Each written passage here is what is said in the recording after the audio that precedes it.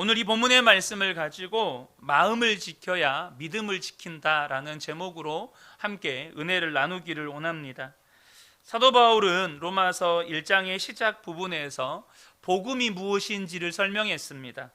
그리고 이어서 하나님의 진노하심에 대해서 말씀을 하고 있습니다. 그렇게 하나님의 진노하심에 대해서 말씀을 하는 이유는 우리가 어떤 상태에서 구원받았는지를 알려주기 위해서입니다. 18절 말씀을 보겠습니다. 하나님의 진노가 불의한 행동으로 진리를 가로막는 사람의 온갖 불경건함과 불의함을 겨냥하여 하늘로부터 나타납니다. 여러분, 우리는 하나님의 진노하심에서 구원받았습니다. 여러분, 그래서 복음이 기쁜 소식이 되는 것입니다. 여러분, 이미 구원받은 사람에게 십자가의 복음이 무슨 의미가 있습니까? 그런데 우리는 하나님의 진노 아래 있었던 사람들이었고 이 십자가 복음으로 말미암아 우리는 구원을 얻게 된 것이죠. 그런데 본문을 보면 하나님이 진노하시는 이유가 무엇이었습니까? 그것은 사람들이 불의한 행동으로 하나님의 진리를 가로막았기 때문이라고 말씀합니다. 진리를 가로막는 사람들은 어떤 사람들입니까? 대한민국 사람들이라면 한결같이 분노하는 일이 있습니다. 그게 뭔가요? 일본이 독도를 자기네 땅이라고 주장하는 것. 여러분, 이 이야기 들으면 어떠십니까? 화가 나시죠? 우리는 36년 일제 치하에 그 식민지를 지배를 받았다라고 하는 민족의 분노, 그런 한설인 감정이 있죠. 그래서 일본이 독도가 자기네 땅이라고 주장하는 것, 심지어 일본 위안부로 끌려갔던 우리 할머니들을 자발적으로 돈을 벌기 위해서 매춘을 하러 간 여성들이라고 주장하는 이 이야기를 들으면, 이런 역사 왜곡의 이야기를 들으면 우리는 굉장히 다들 분노합니다. 그런데 여러분, 왜 그런 행위에 대해서 분노하십니까? 단순히 우리 민족의 이야기이기 때문에 분노하는 것입니까? 그렇지 않죠. 사실을 부정하고 거짓을 사실처럼 이야기하기 때문입니다. 만약에 여러분, 지금은 그런 일이 없지만 서구권에서 독일 나치로 말미암아서 2차 세계대전이 발발했잖아요. 혹 서구권에서 2차 세계대전의 주범은 독일이 아니라 유태인이다, 혹은 예를 들면 영국이다. 여러분, 이렇게 한다면 무슨 일이 일어날까요? 난리 납니다. 전 유럽이 여러분 들끓을 겁니다. 그런데 여러분, 이러한 역사 왜곡과 비교할 수 없이 심각하고 두려운 일이 지금 전 세계적으로 일어나고 있다는 것 아십니까? 그것은 하나님이 천지를 창조하셨고 온 우주 만물을 다스리고 계시는데도 그것을 노골적으로 그리고 공개적으로 부정하는 일입니다. 무신론자 단체인 영국 인본주의 협회에서 2008년 영국 시내버스에 이런 광고를 게재했습니다. 하나님은 없을 것이다. 이제 걱정을 그만두고 삶을 즐겨라. 이 단체는 웹사이트에다가 무신론자들과 인본주의자들의 일부 역사를 가지라라고 하면서 이 광고 원본을 경매에다가 내놓았습니다. 이 경매를 통해서 모인 수익금은 종교가 없는 세상을 만들기 위해 사용하려고 한다는 것이었습니다. 그게 벌써 13년 전 일입니다. 여러분, 이것이 바로 진리를 막는, 진리를 가로막는 일이죠. 하나님은 하나님을 부인하는 일에 진노하십니다. 하나님을 부인하는 일의 결과는 심판이고 파멸이죠. 그러므로 우리가 하나님의 진노에 대해서, 하나님이 무엇 때문에 진노하시는지에 대해서 저와 여러분이 잘 아셔야 합니다.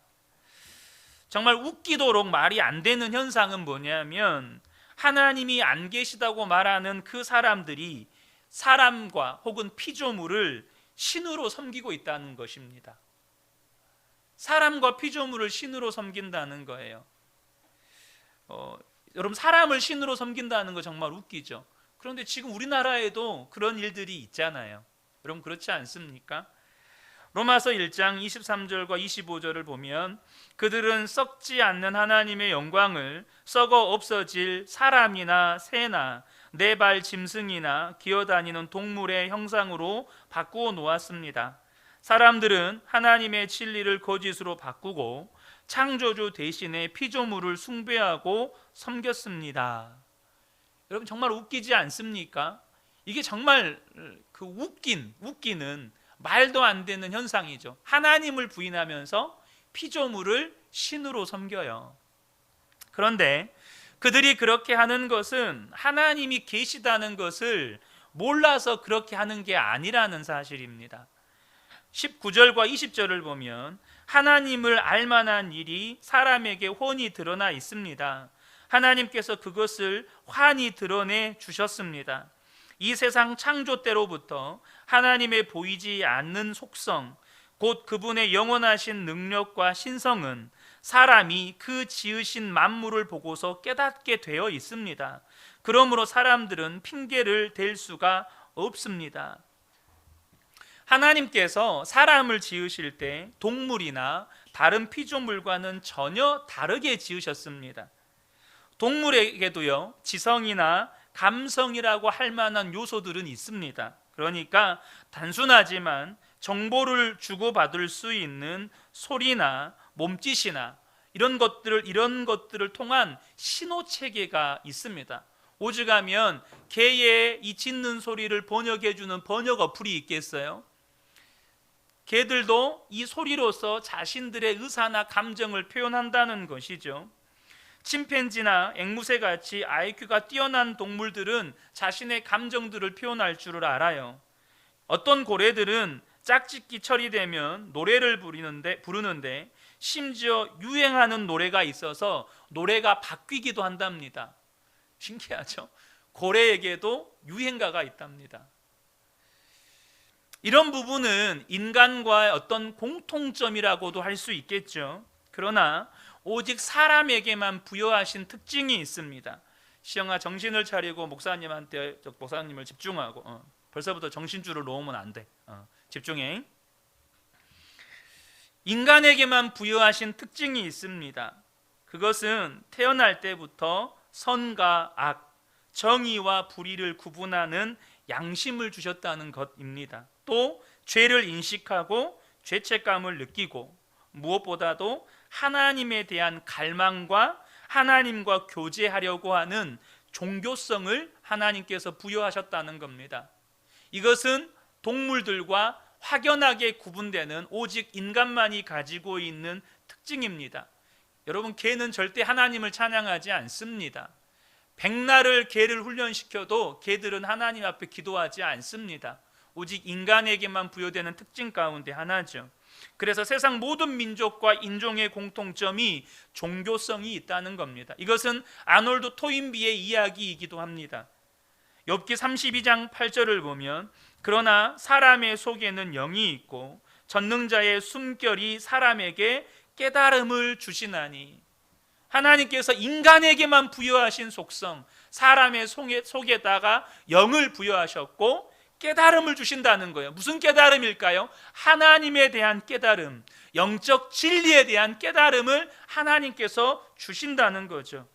하나님께서 우리가 하나님이 계신 것을 알도록 영을 주시고 깨달음을 주셨다는 거예요. 그래서 자연을 보면서 혹은 망원경으로 우주를 보면서 현미경으로 물 한 방울을 보면서도 우리는 하나님이 계시다는 것을 알 수 있다는 거예요.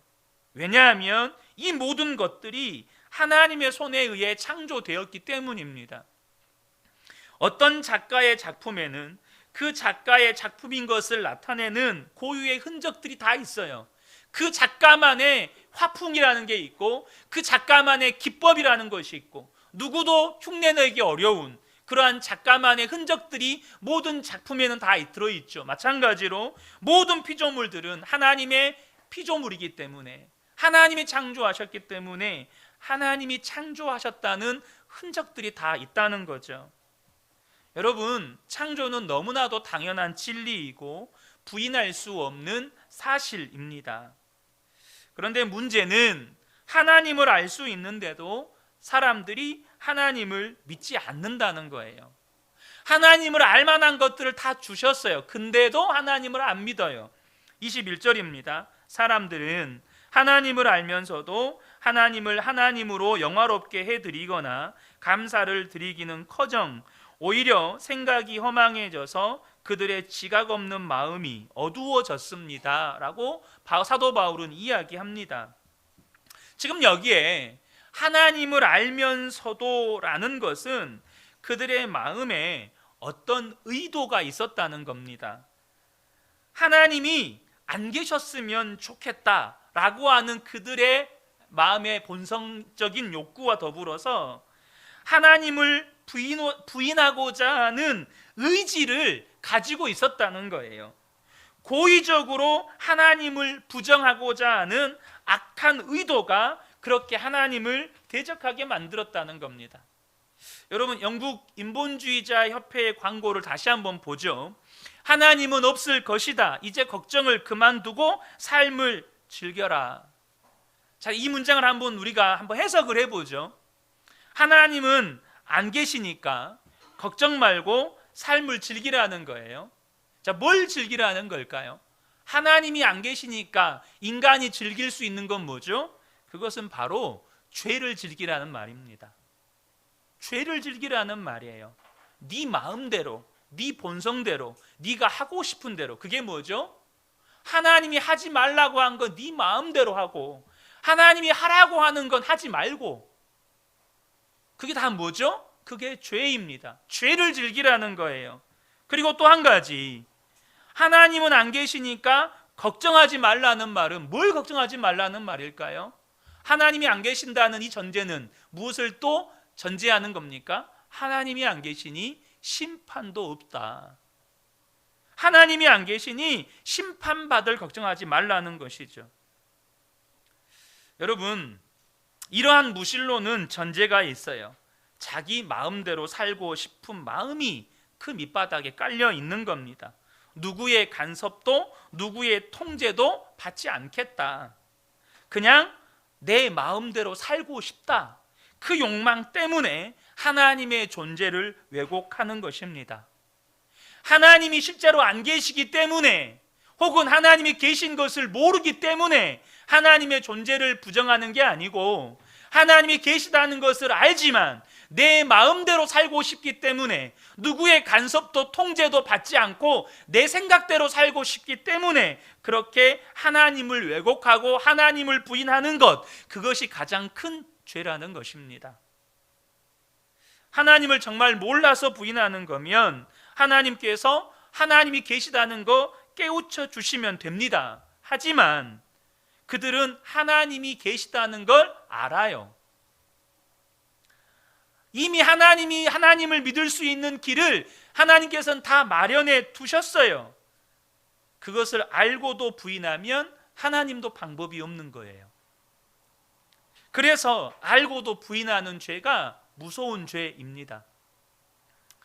자, 그러면 이 무신론자들이 하나님이 계시다는 거 알아요.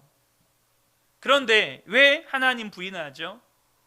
왜 여전히 내 마음대로 살기를 원하고, 왜 내 뜻대로 살기 원하고, 내가 하고 싶은 거 하며 살기를 원하고, 왜 그러는 걸까요? 그 이유는 마음에서부터 문제가 생겼기 때문입니다. 마음에서 문제가 생겼어요. 자, 21절과 22절을 봅니다. 오히려 생각이 허망해져서 그들의 지각 없는 마음이 어두워졌습니다. 사람들은 스스로가 지혜 있다고 주장하지만 실상은 어리석은 사람이 되었습니다. 사도 바울은 그들의 생각이 허망해져서 지각 없는 마음이 어두워지고 어리석은 사람이 되었다고 표현하고 있습니다. 왜 사람의 생각이 허망해지고 또 마음이 어두워져서 어리석은 사람이 될까요? 생각이요, 의미 없는 것들, 정말 생각이 아무 가치 없는 것들을 쫓아가요. 이 땅에서조차도 별 의미 없는 것들을 최고의 가치로 여기면서 쫓아가요. 마음이 어두워져서 뭐가 진실이고 뭐가 진리고 거짓인지 구별하지를 못해요. 왜 그렇게 될까요? 고린도후서 4장 4절을 보겠습니다. 그 중에 이 세상의 신이 믿지 아니하는 자들의 마음을 혼미하게 하여 그리스도의 영광의 복음의 광채가 비치지 못하게 함이니 그리스도는 하나님의 형상이라. 지금 이 말씀은 하나님을 부인하는 사람들의 마음에서 무슨 일이 벌어지고 있는가를 소개해 주는 구절입니다. 마음과 생각이 허망해지고 어두워지고 어리석어지는 사람들의 마음 안에서 지금 무슨 일이 일어나고 있는지를, 그 일이 일어나는지를, 그 일의 실체를 우리에게 고발하는 말씀이에요. 바로 이 세상의 신 사탄 마귀가 마음을 혼미하게 만들어 버렸다는 거예요. 마음이 혼란스럽고 어지럽게 만들어 버렸다는 거예요. 여러분, 마귀가 우리의 마음을 장악하면, 마귀가 우리의 마음을 혼미하게 만들어 버리면 영적인 분별력이 사라진다는 사실을 아셔야 합니다. 영적인 지각이 사라져요. 자신을 보든지 천지 만물을 보든지 역사를 보든지 하나님이 아니면 설명이 안 되는 그러한 일들을 보면서도 하나님은 전혀 안 계신 것처럼, 하나님은 전혀 없는 것처럼 그렇게 생각하고 말하고 행동하면서 살아가게 된다는 거예요. 마귀가 그 마음을 장악하고 있으면 하나님이 살아계신 증거를 보고도 분별하지도 못하고 자각하지도 못하고 믿지 못하게 된다는 거예요. 여러분, 예수를 믿는 사람들은 우주 만물을 보면 하나님이 살아계심을, 하나님의 그 위대하심을 찬양해요. 그런데 믿지 않는 사람들은 우주 만물을 보면서 뭘 보죠? 야, 우주의 역사가 이렇게 오래됐네. 우주의 역사가 이렇게 오래됐네. 우주는 참 신비하고 놀라워. 거기까지인 거예요. 여러분, 근데요, 사람이 왜 마귀에게 마음을 내어주는 걸까요? 왜 마귀에게 그렇게 마음을 내어줘 버리는 걸까요? 그것은 다른 게 아닙니다. 죄를 사랑하기 때문입니다. 하나님 말씀대로 사는 건 싫고 죄 짓고 살고 싶기 때문이에요. 자, 요한복음 3장 19절에서 20절입니다. 그 정죄는 이것이니 곧 빛이 세상에 왔으되 사람들이 자기의 행위가 악함으로 빛보다 어둠을 더 사랑한 것이니라. 악을 행하는 자마다 빛을 미워하여 빛으로 오지 아니하나니 이는 그 행위가 드러날까 함이요. 뭐 때문에요? 악을 더 사랑함으로, 어둠을 더 사랑하기 때문에, 죄를 더 사랑하기 때문에 예수님이 내 마음에 오시는 건 싫고 마귀에게 마음을 내주는 거예요. 혹시 여러분 가운데 감추고 싶고 자신의 모습을 있는 모습 그대로 다 보여주는 것을 싫어하지는 않으신가요? 다른 사람들에게 여러분이 보여주기 싫어하는 모습은 어떤 것입니까? 어떤 모습이죠? 스스로 생각할 때도 부끄러운 겁니다. 여러분, 어두움을 더 사랑한다는 말은 남에게 보여줄 수 없는 은밀한 죄가 있다는 말이에요. 여러분, 본인이 알아요. 본인이 안다니까요. 다른 사람들에게 보여주기 부끄러운 일이라는 걸 본인이 알아요. 이 말이 무슨 말입니까? 알면서도 죄를 짓고 있다는 말입니다. 사랑하는 성도 여러분, 하나님을 믿는다는 우리도요, 마음에 죄를 품으면 그 순간부터는 하나님이 안 보입니다. 하나님이 안 계신 것처럼 말하고 하나님을 부인하는 사람처럼 행동하게 돼요. 그 대표적인 인물 가운데 한 사람이 사울 왕입니다. 사울 왕이 하나님을 믿었습니까? 안 믿었습니까? 믿었습니다. 안 믿은 거 아니에요. 사울 왕도 하나님을 믿었고 하나님을 경외했던 사람이었습니다. 그런데 죄에게 그의 마음을 내어줘 버렸어요. 하나님께서 아말렉을 진멸하라는 말씀에 불순종했습니다. 그 일로 인해서 사무엘에게 큰 책망을 받습니다. 여러분, 그건 굉장히 두려운 책망이었습니다. 사무엘상 15장 22절 23절인데요. 사무엘이 이르되 여호와께서 번제와 다른 제사를 그의 목소리를 청종하는 것을 좋아하심같이 좋아하시겠나이까? 순종이 제사보다 낫고 듣는 것이 순양의 기름보다 나으니 이는 거역하는 것은 점치는 죄와 같고 완고한 것은 사신 우상에게 절하는 죄와 같음이라. 왕이 여호와의 말씀을 버렸으므로 여호와께서도 왕을 버려 왕이 되지 못하게 하셨나이다. 지금 굉장히 두려운 책망을 듣습니다. 하나님께서 당신을 버려서 더 이상 왕이 되지 못하게 하셨습니다. 얼마나 두려운 책망입니까? 그러면 여러분, 이 두려운 책망을 들었다면 예수를 믿는, 예수님이 그 마음에 있는 사람이라면 어떻게 반응해야 하죠?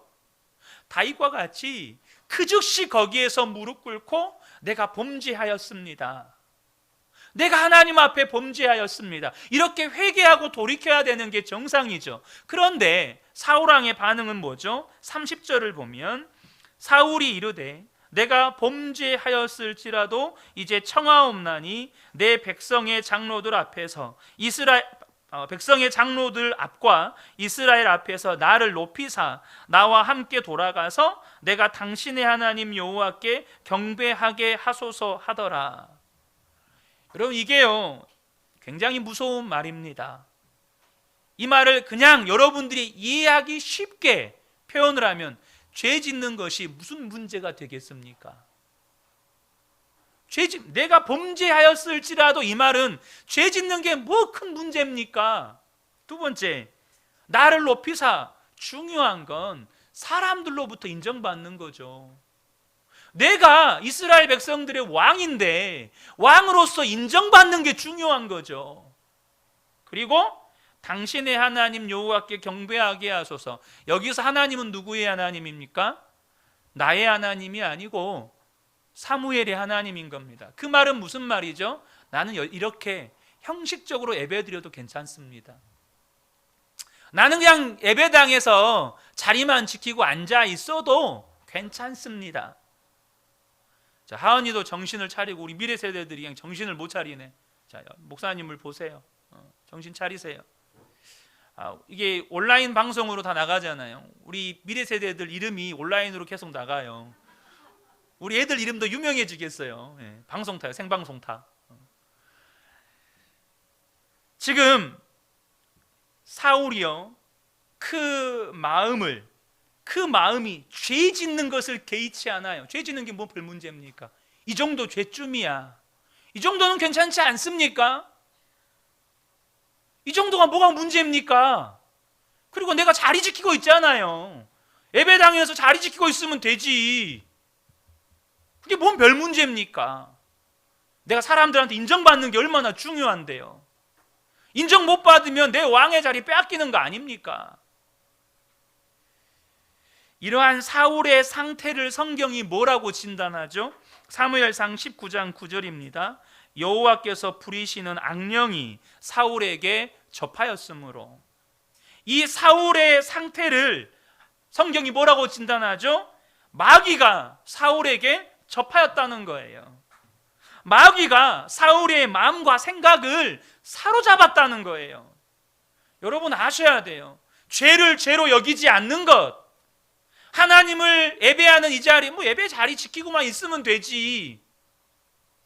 그렇게 종교인으로 머물러 버리는 것, 내가 세상에서 사람들에게 인정받고 존경받고 높임받는 게 중요하지, 그렇게 여기며 살아가는 그 모든 것, 여러분 죄송한 말이지만 그게 이미 내 마음과 생각을 마귀에게 빼앗겨 버렸다는 거예요.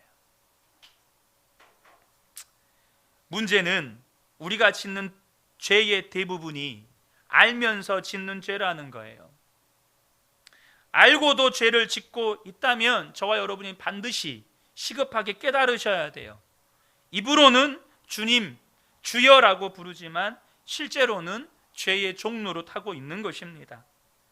분명 성경은 우리가 예수님 믿으면 다시는 죄의 종로로 타지 않게 된다고 하셨습니다. 로마서 6장 6절, 우리가 알거니와 우리의 옛사람이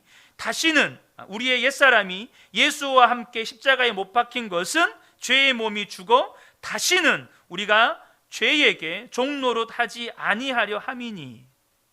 근데 여러분, 어찌된 일입니까? 우리가 분명히 예수님과 함께 십자가에 죽었음을 알지 못하고 우리의 마음에 주님이 임하셨다는 것을 믿지 못하면 여러분, 우리의 마음이 방치되는 거예요. 내가 예수님과 함께 십자가에서 죽었다, 예수님이 내 안에 나와 함께 계신다, 이거 알지 못하면, 그래서 저와 여러분이 주님을 바라보지 못하면 마음을 방치하는 거예요. 그럼 그 방치된 마음을 누가 사로잡는 거죠? 마귀가 사로잡는 겁니다. 마음을 지키지 못한 거예요. 마음을 지키지 못하니까 믿음도 지키지 못하는 겁니다. 여러분, 이 시대가 무서운 건 하나님을 부인하는 이 현상이 전 세계적으로 일어나고 있다는 거죠. 아이들이 학교에서 친화론을 배우면서 하나님이 안 계시다고 하는 것이 지성이고 상식으로 여겨요. 뿐만 아니라 하나님이 안 계시다고 하는 이 생각을 온 세상에 퍼뜨리죠. 32절입니다. 그들은 이와 같은 일을 하는 자들은 죽어야 마땅하다는 하나님의 공정한 법도를 알면서도 자기들만 이런 일을 하는 것이 아니라 이런 일을 저지르는 사람을 두둔하기까지 합니다. 지금 이 시대가 하나님이 안 계시다고 하는 것이 정말로 견고한 세계관으로 자리 잡고 있다는 겁니다.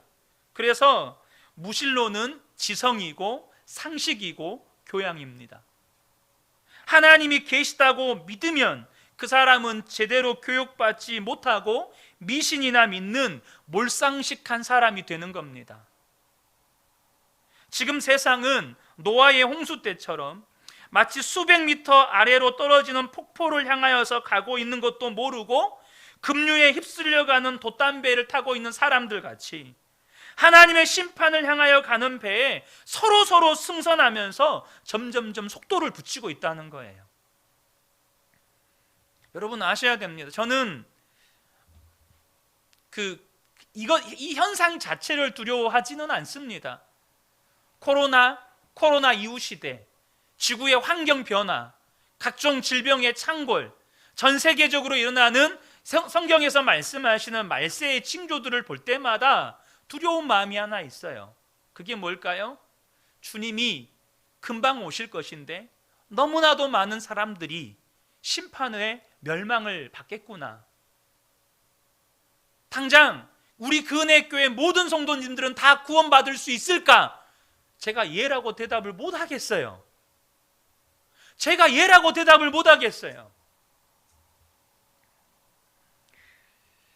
하나님을 부인하는 사람이 너무나도 많고 급속도로 하나님을 부인하는 생각들은 퍼져가고 아담과 하와가 마귀의 속이는 말에 넘어가는 것처럼 수많은 사람들이 지금 전 세계를 휩쓸고 있는 무신론에 휩쓸려서 다 넘어가요.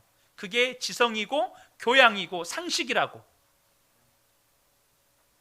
사도 바울은 하나님께서 그런 사람들을 내버려 두셨다고 표현을 해요. 26절부터 28절을 보겠습니다.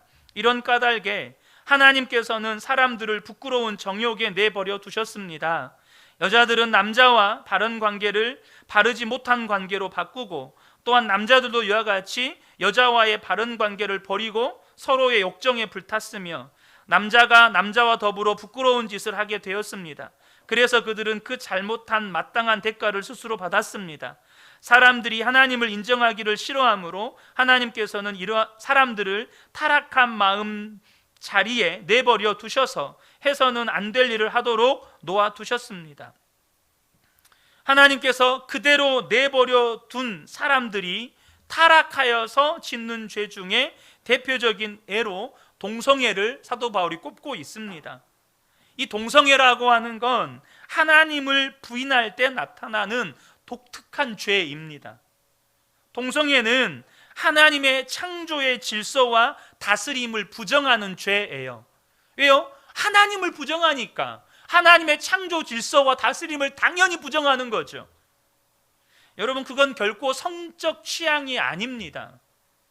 지금 이 시대에 동성애가 성적 취향일 뿐이고 개인의 문제일 뿐이고 인권의 문제일 뿐이니 허용해도 된다, 소수자를 존중해 주어야 한다라는 의견들이 있지만, 여러분, 그러면 그것을 만약에 허용한다고 가정한다면 또 다른 성소수자인 어린이와 성적인 관계를 맺는 자들도 성적인 취향이라고 존중해 주어야 합니까? 심지어 또 다른 성소수자인 여러분 동물들과 성관계를 맺는 사람들도 성적 취향이라고 존중해 주어야 합니까? 도대체 무엇을 기준으로 어디까지 인정해 주고 어디까지는 그것을 인정해 주지 않아야 하는 겁니까? 여러분, 하나님을 부정하면 모든 질서는 무너지게 돼 있는 겁니다.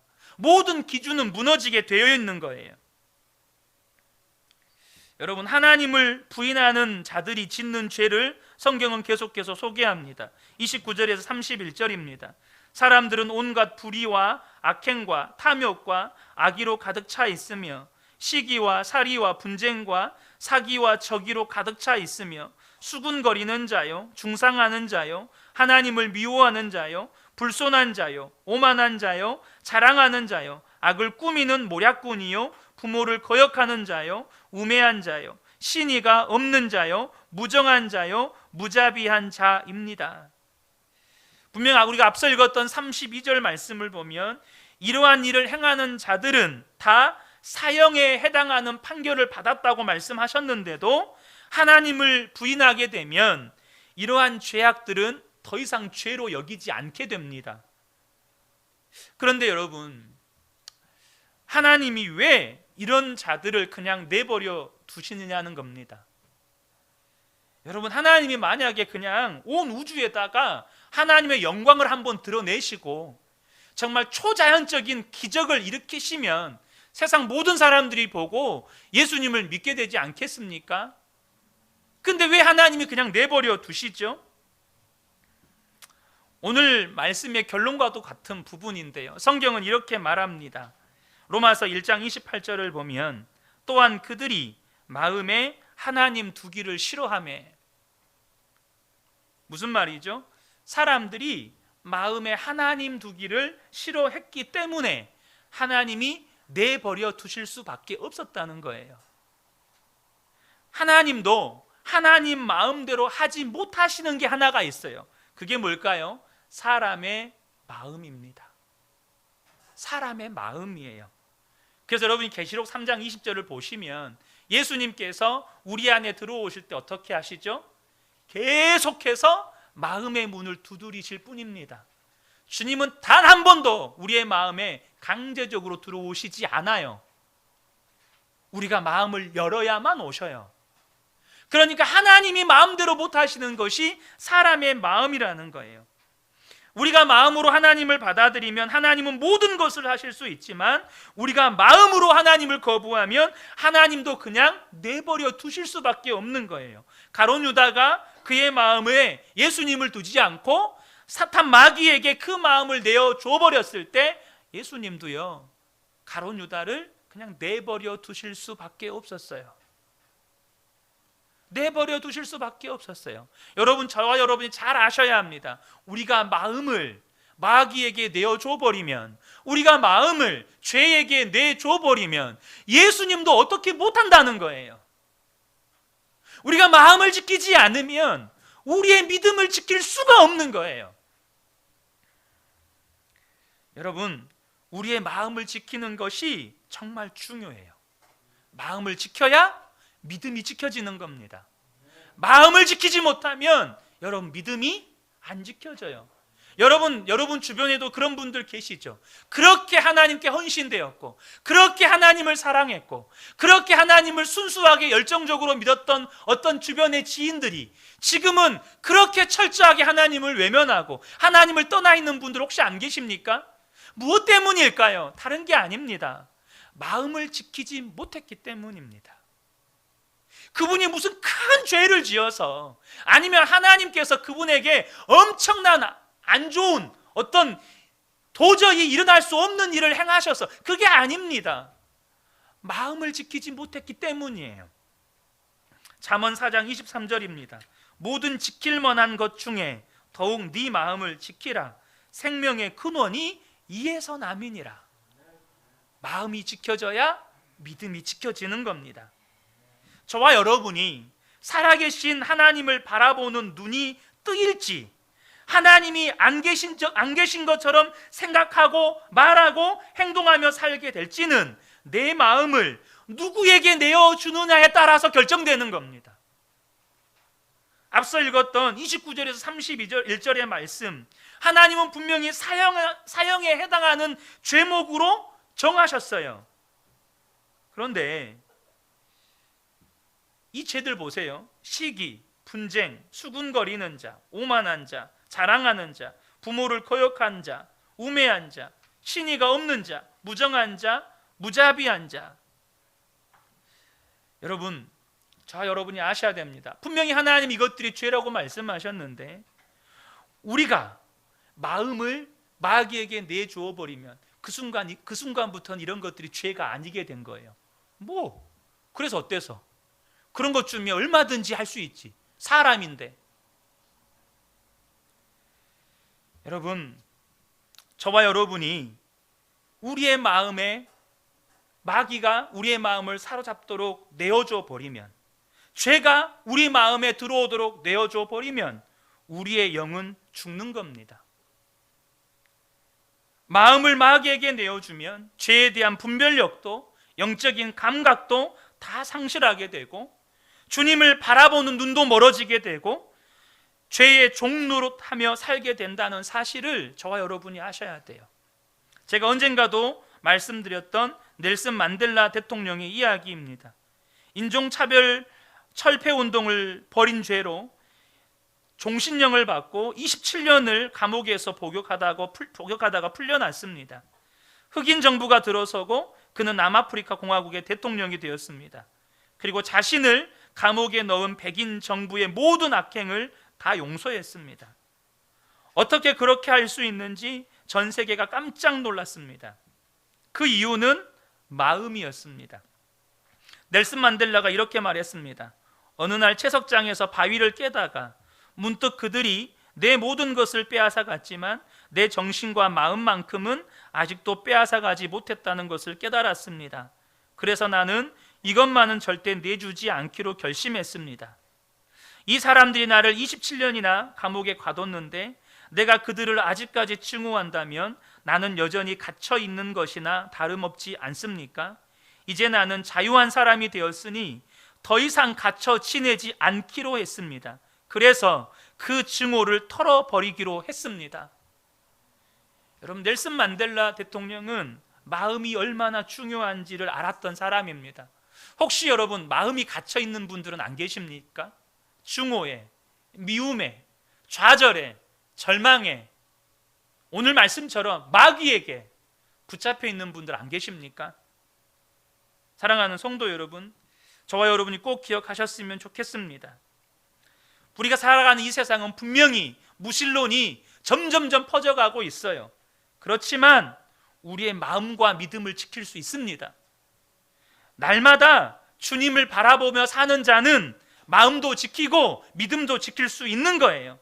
우리가 새벽마다 시편 말씀을 나누는데 그렇게 새벽마다 이 시편 말씀을 나누면서 제게 주시는 은혜 가운데 하나가 뭐냐면 날마다 주님을 바라보며 사는 것이, 지금 주님이 나와 함께 계시는 것을 의식하면서 사는 것이 얼마나 중요한 것인지를 깨우쳐 주시는 것입니다.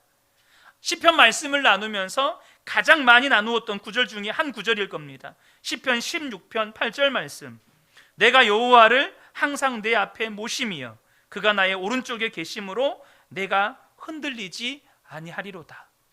여러분, 주님이 함께 계시다는 거 믿고 그 주님을 바라보며 사는 자는 마음이 흔들리지 않습니다. 믿음도 흔들리지 않아요. 마음이 지켜져야 여러분의 믿음이 지켜지는 겁니다. 저는 우리 그은혜교회 모든 성도님들이, 특별히 우리 어른들한테는 명절이 제일 마음 지키기 힘든 또 때이기도 하지 않습니까? 정말 주님 바라보시고 나와 함께 계시는 주님 붙잡으시고 마음 지키시고 믿음 지켜가는 삶을 살게 되시기를 예수님의 이름으로 축복합니다. 아멘.